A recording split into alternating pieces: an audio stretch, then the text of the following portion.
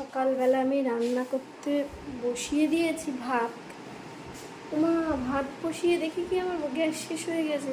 মানে ভাতটা ফুটে উঠবে ঠিক সেই মুহূর্তে দেখি গ্যাস পুরো বন্ধ।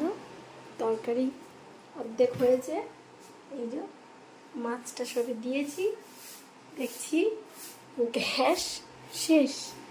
ব্যাস সন্তু ঘরে নেই, এবারে মানে কী করবো তাই ভাবছি।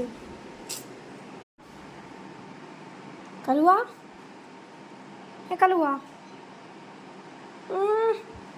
নায়ক নায়ক এ নায়ক,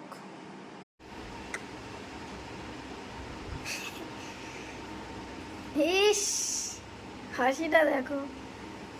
যাও এবার গ্যাসটা লাগাও। গ্যাস দেখি বন্ধ।